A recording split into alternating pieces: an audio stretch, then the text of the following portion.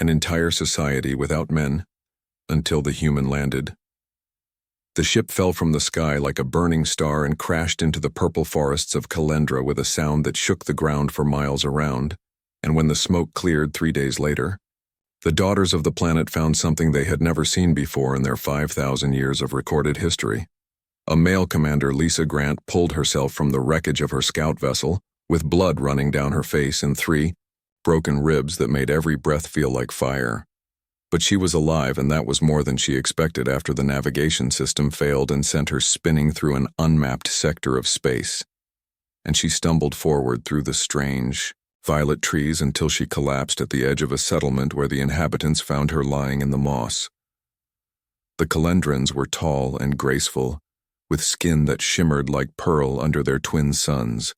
and they wore flowing garments that seemed to move with a life of their own, and they gathered around the strange creature from the stars with curiosity and confusion,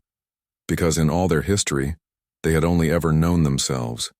and their society had flourished for millennia without the concept of a second gender elder. Mira was the first to approach the unconscious stranger, and she knelt beside Lisa and examined her with gentle hands and called for the healers who came running with their medicines and tools, and they carried the human to the healing halls where they worked through the night to save her life. And when Lisa finally opened her eyes 2 days later,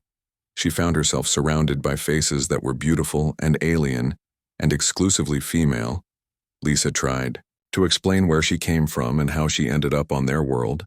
but the Calendrans had no framework to understand her words about men and women and reproduction that required 2 different forms, and Elder Mira listened with patience and fascination as Lisa slowly realized that she had crashed on a planet where males had never existed, and where the entire civilization had evolved along a completely different path. The Calendrans reproduced through a process that involved genetic merging in sacred pools where 2 or more individuals would combine their essence to create new life, and children were raised communally by the entire village, and the concept of families as Lisa knew them did not exist, and everyone contributed to society based on their skills and interests without the structures and limitations that gender had created on Earth. As Lisa healed,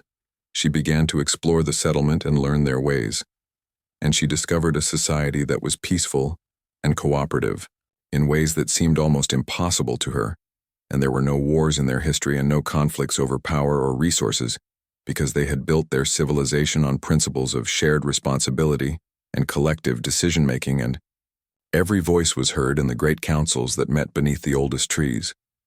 But Lisa also noticed something else, and it troubled her deeply because despite all their achievements and their harmony, there was a stagnation in their culture, and they had reached a technological plateau centuries ago and seemed content to remain there in their art and music, while beautiful followed patterns that had not changed in generations, and there was a sameness to their thinking that came from thousands of years of homogeneity. Elder Mira saw Lisa's concern and asked her about it during one of their long walks through the gardens, and Lisa tried to explain how diversity and different perspectives and even conflict could drive innovation and growth,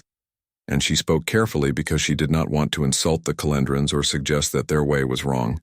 but she wanted them to understand that there might be value in difference. The younger Calendrans were especially fascinated by Lisa, and they asked her endless questions about Earth and about the concept of males and about how human society functioned with its 2 genders. And a scientist named Vera spent hours with Lisa, comparing their biologies and trying to understand the evolutionary paths that had led to such different outcomes,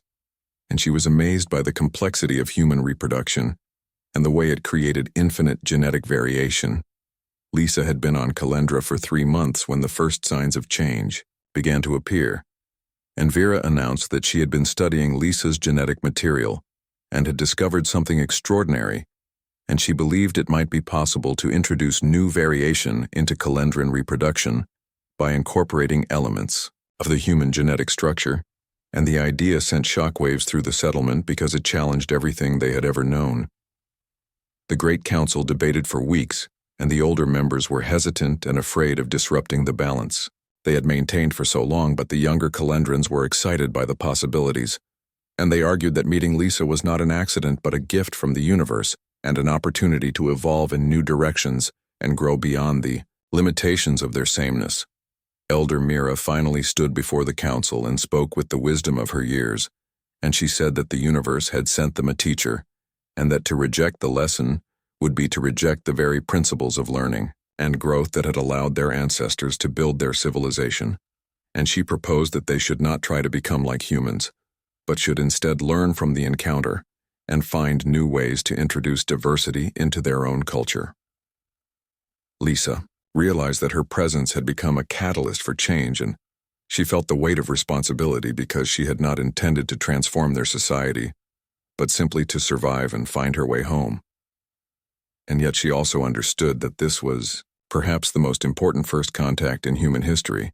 because it challenged assumptions about gender and society and evolution that humans had always taken for granted.